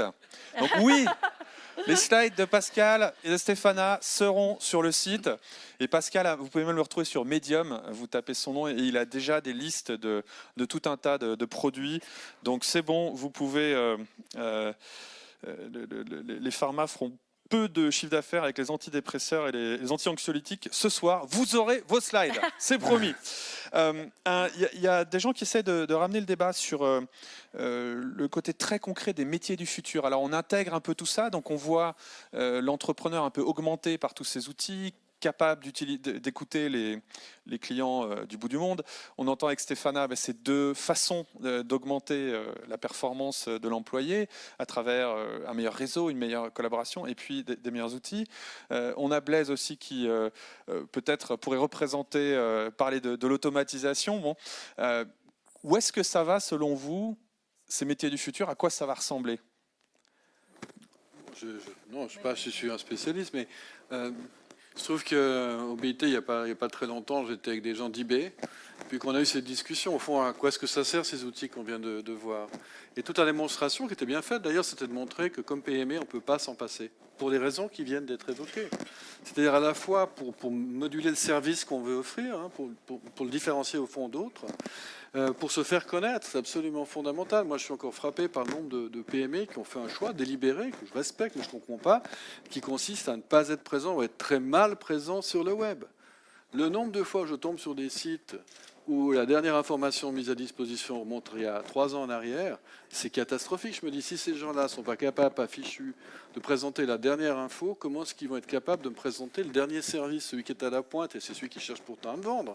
Donc voilà, je veux dire, ces réflexions-là m'amènent à penser qu'on a tout intérêt à être avec ces outils pour être tout à fait performant économiquement et qu'on n'aura pas le choix. C'est ça ma réflexion de fond. Mais ça sera complémentaire en fait. C'est difficile, mais la part humaine, comme ça a été très bien montré, la part humaine, elle est là.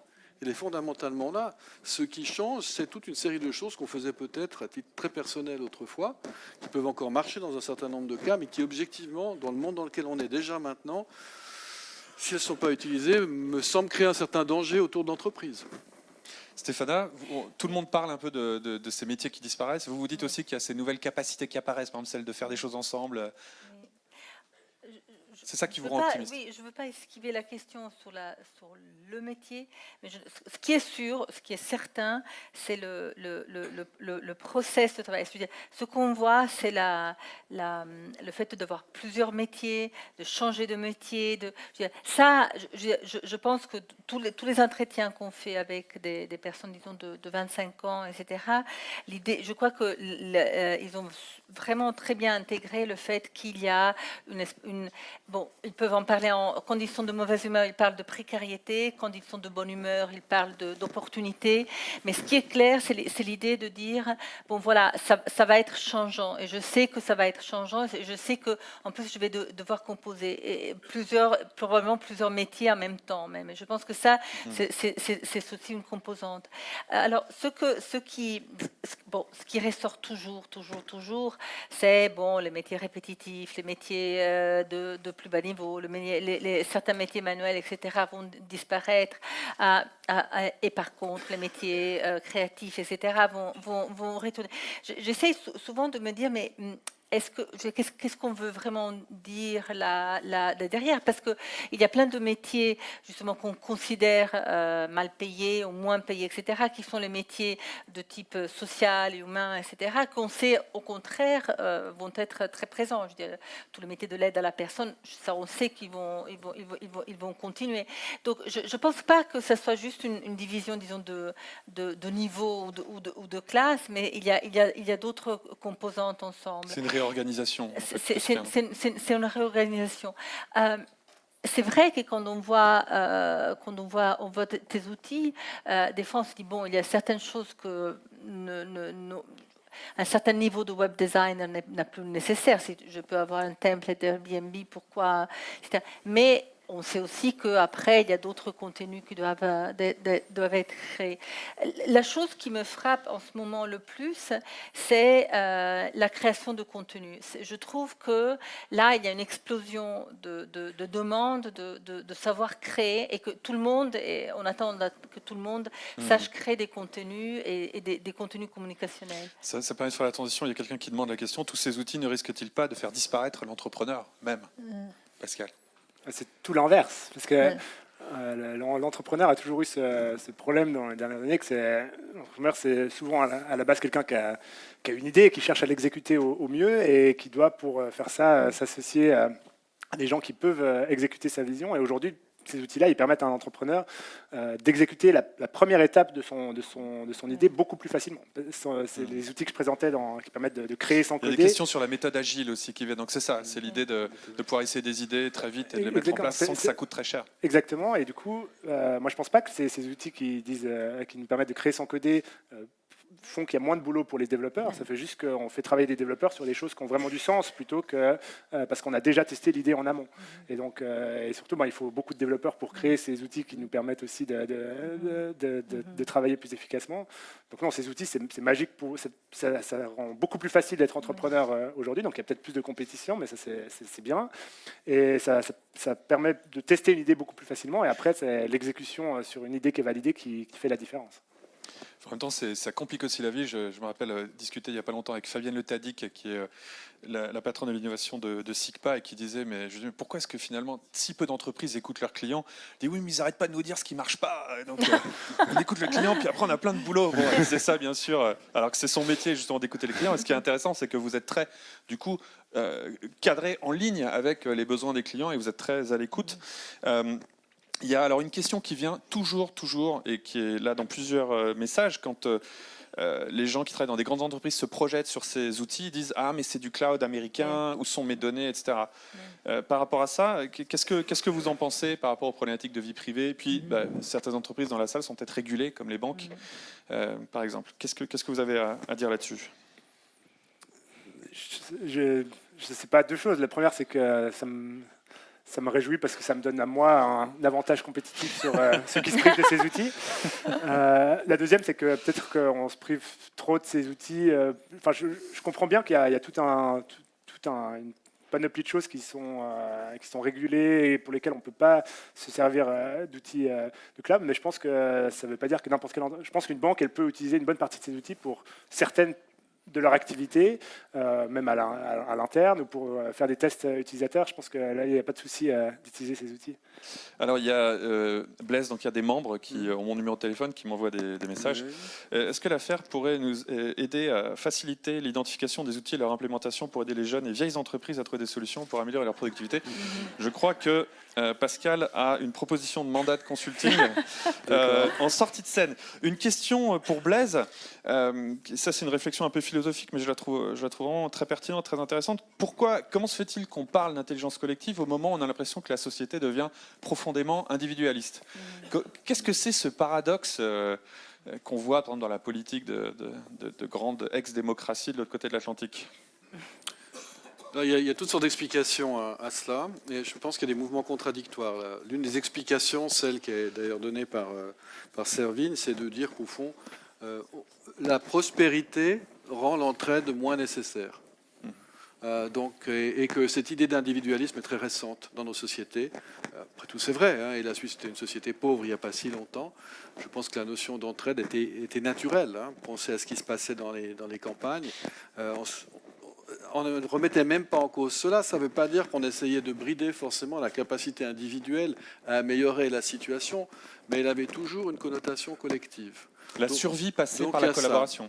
Tout à fait. Ensuite, je pense qu'il y a des écoles de pensée, hein, vous les connaissez, il y a en tout cas dans le libéralisme deux grandes écoles de pensée. L'une qui est très attachée au fond à la dimension du libéralisme dans la société, l'autre qui l'est un peu moins, mais qui prétend qu'en poussant sur l'individu, au fond, les résultats pour la collectivité sont les meilleurs. C'est l'école notamment de Milton Friedman, de Friedrich von Hayek et quelques autres. C'est un peu comme les chiites et les sunnites. Hein. On n'arrivera jamais vraiment à se mettre d'accord là sur ce qui paraît être la meilleure des choses. Il y a la dérive totalitaire qui, à mon avis, a fait beaucoup de mal à cette notion d'entraide. Hein. Monsieur Trump n'arrête pas de parler du socialisme, hein, socialist, the US, mon Dieu. Dès que vous pensez que vous pouvez faire un peu de bien, vous êtes taxé de socialiste. C'est quand même extraordinaire. Moi, je pense que là, vous êtes tous des socialistes dans la salle. Hein. Attention, faites gaffe. La Fédération des entreprises romandes, c'est dangereux. Alors que vous avez ce genre de choses maintenant. On est dans le libelle. Alors ça se cumule avec il n'y a qu'une solution. Il n'y a qu'une solution pour assurer votre bonheur. Certains, c'est ça. D'autres, c'est la religion à outrance. Et on sait bien que c'est pas vrai. C'est pas vrai parce que, comme ça a été très bien démontré, c'est au fond tout le contraire qui permet à l'humanité de progresser. Et c'est pourquoi je crois, je reviens un peu à la question précédente, je crois qu'il y a besoin d'équilibre en permanence, qu'on doit repenser les équilibres. De la data concentrée chez une personne, ça s'appelle du totalitarisme. Regardez ce qui se passe actuellement en Chine. Sur les réseaux sociaux, je veux dire, en soi, c'est quelque chose de très discutable. Il y a des réseaux sociaux, mais ils sont entièrement contrôlés par le gouvernement chinois. Ça n'a pas l'air d'émouvoir beaucoup nos démocraties. Mais si un jour c'est la même chose qui se produit chez nous, comment est-ce qu'on va réagir? Et là, je trouvais que le fait que les dirigeants de Microsoft aient clairement dit qu'il fallait un cadre législatif comme on en a pour d'autres activités, c'était pas pour brider la créativité, c'était simplement pour garantir qu'on n'en fasse pas n'importe quoi et qu'on ne tombe pas dans des dérives totalitaires. Et moi, comme libéral, je me retrouve dans ce discours. Je considère qu'on n'a pas, à un moment donné, à aliéner au nom d'un pseudo-libéralisme notre liberté. Je la défends. Et c'est la raison pour laquelle je dis qu'il faut des cadres. Puis tous ceux qui sont obsolètes, il faut les virer. Mais ceux dont on a besoin, il faut les implémenter. Ça, c'est nécessaire. C'est la meilleure garantie qu'on peut avoir. À la fois pour le créateur, c'est aussi une garantie par rapport à la rentabilité de sa création. Je suis attaché au droit de propriété intellectuelle. Je pense que c'est normal. Après, tous, vous avez la même ambition. C'est que votre boîte, elle marche. C'est qu'il y ait de plus en plus de clients dans la tienne. Hein. Ça, c'est tout à fait normal et légitime. Mais si quelqu'un vient de voler toutes tes idées, bah, tu ne seras peut-être pas content. Et tu viendras dire, mais qu'est-ce que c'est que cette société dans laquelle je suis? Et c'est là qu'on revient à ces valeurs fondamentales de l'état de droit, qui sont ceux qui permettent à l'entreprise de prospérer. Donc, tout est d'une certaine manière lié. Oui, bien sûr, il faut favoriser l'esprit d'entreprise, l'esprit individuel. Je suis le premier partisan de ça et ça fait plaisir de voir des jeunes entrepreneurs qui ont des chemins particuliers pour arriver à faire des choses géniales. Mais d'un autre côté, on ne peut pas non plus laisser la chose simplement en état sans dire qu'à un moment donné, il doit y avoir un certain cadre qui puisse leur permettre de continuer à évoluer. Ça ne peut pas fonctionner autrement. Alors, est-ce que c'est le reflet d'une époque dans laquelle nous sommes maintenant? Est-ce que les choses vont repartir dans l'autre sens?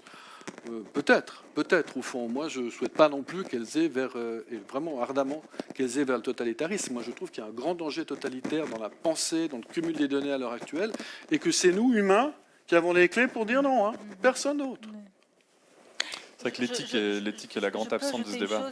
Je pense aussi qu'il y a une très grande confusion, justement, dans ce terme aussi de data, parce que sur ce qui est l'intelligence. Le fait de dire, bon, oui, effectivement, on recueille plein de données de comportement, des clics, des choses, etc. Et donc ça, c'est... Non, ça, c'est pas, ça, c'est pas l'intelligence, d'une certaine manière. Je pense que ce qui est intéressant de ce qu'on a vu aussi de ces cas, c'est le fait qu'il y ait les capacités d'une réflexion sur ces connaissances. Il y a une capacité de création de ces connaissances. Le fait de simplement dire, oui, je recueille des centaines de milliards, de millions de données, c'est pas ça, d'une certaine manière. Et je pense que ce qui est intéressant est une espèce de rébellion face à certains systèmes d'exploitation de ces données, c'est aussi de dire, bon, je ne veux pas me limiter d'être un censeur. Honnêtement, pas censor, pas un censeur qui bloque. Je ne veux pas que mon rôle en tant que soit juste de donner un input à la machine.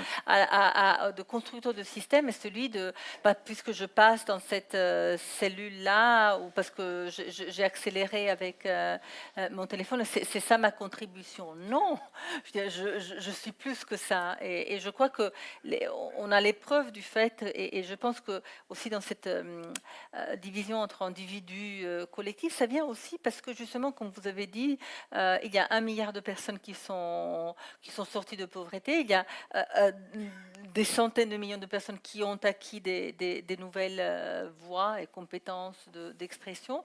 Et donc, on a plus, si vous voulez, de contenu qui est partagé. Mais je crois qu'un des trucs qui nous induit en erreur, c'est ce terme d'intelligence. C'est que c'est la théorie d'ailleurs un des très beaux bouquins que vous pouvez lire, c'est celui de Garry Kasparov. Je crois que j'en ai déjà parlé ici, mais s'il y a un homme qui se bat contre les machines depuis 30 ans, c'est bien Garry Kasparov. Et une des conclusions de son bouquin qui s'appelle Deep Thinking, c'est qu'en fait, c'est pas de l'intelligence, c'est quelque chose d'utile. Mais par exemple, ça ne fonctionne que sur des datas. Les datas, par définition, c'est que le passé ou le présent. Ça ne peut jamais être le futur. L'intelligence d'un humain va être capable de se projeter vers quelque chose qui n'existe pas, ce qu'une machine est bien incapable de faire. Et donc en fait c'est deux intelligences qui sont complémentaires et ça ne devrait pas s'appeler de l'intelligence. Alors Blaise, donc là c'est les vannes sont ouvertes, hein, donc il y a les membres qui disent il y a une autre proposition, peut-être qu'une newsletter c'est bien, mais aussi l'organisation de workshops, voilà, d'ateliers hein, sur ces nouveaux outils. Donc, il y a des propositions de format. Il y a quelqu'un qui demande dresseur de robots, métier du futur. Pascal, aspirateur, tondeuse autonome, etc. Si par exemple l'aspirateur n'arrête pas de tomber, est-ce qu'on peut l'amener chez quelqu'un puis il y aura un dresseur de robots? C'est possible. Métier du futur, je ne sais pas, hobby sûrement. On voit qu'il y a de plus en plus d'humains qui... Oui, mais bon, le jour où tout est automatisé, il va falloir remettre ces robots dans le droit chemin.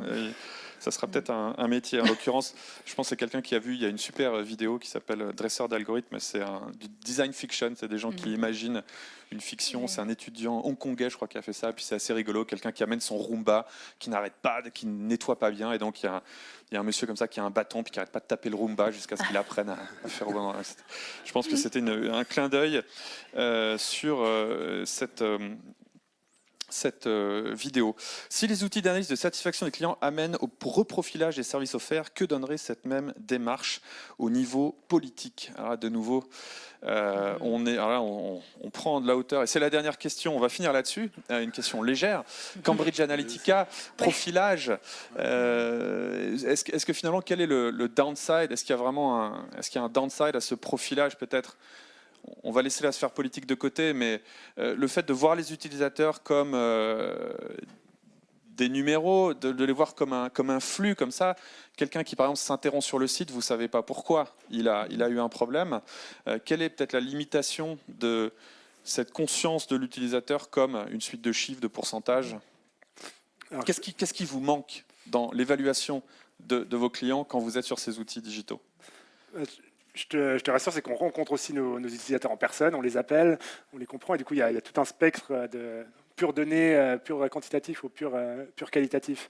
Je trouvais la question politique intéressante parce qu'elle était formulée d'un point de vue, on a peur de ça, alors que je me demande si il pourrait pas y avoir des pistes intéressantes. On voit qu'un des gros problèmes de la démocratie, c'est la participation. Et du coup, on arrive à des décisions qui sont prises par une minorité de personnes qui votent. On est tous producteurs de données. Si ces données pouvaient être interprétées de manière politique et être utilisées pour guider la société, on arriverait peut-être à quelque chose qui est plus démocratique parce qu'on est tous producteurs de données. Eh bien, ça nous fera un sujet de discussion pour l'apéro qui va être servi. Blaise, un dernier petit mot? Ça, je peux difficilement laisser passer.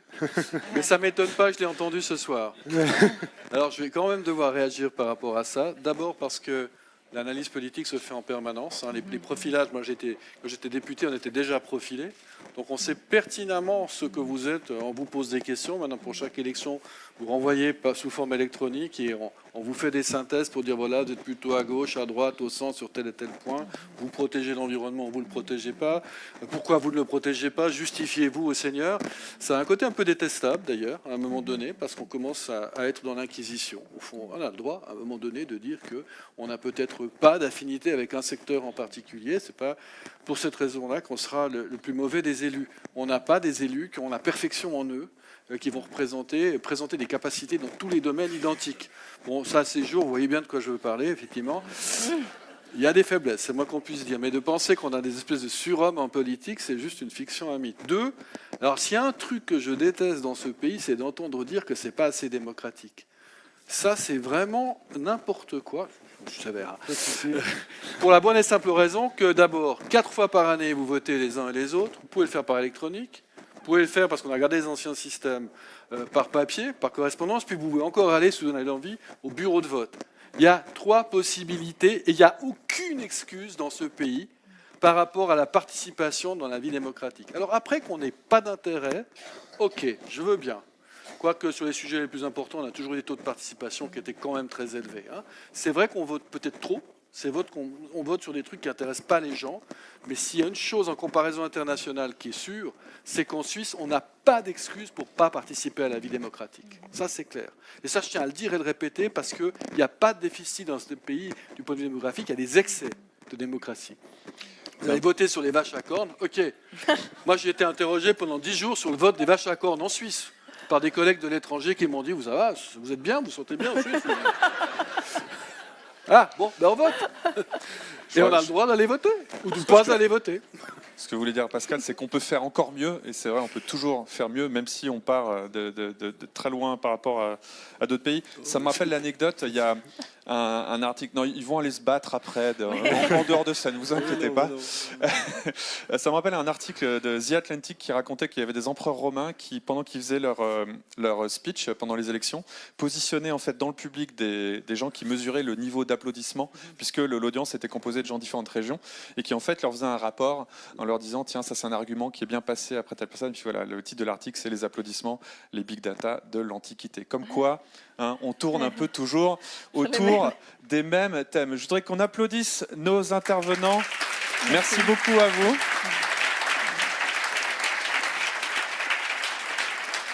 Merci Stéphana, merci Pascal, merci Blaise, merci à l'Affaire qui nous a offert cette série d'événements. Merci à toutes les équipes, Anthony, Olivier, Véronique, si elle est par là. Merci beaucoup à Blaise et je vous souhaite une très belle soirée. Alors une excellente soirée, rassurez-vous, on va continuer à réfléchir à l'avenir, on va continuer à vous informer et puisqu'il y a de la demande, on va continuer à vous former. Bonne soirée. Merci.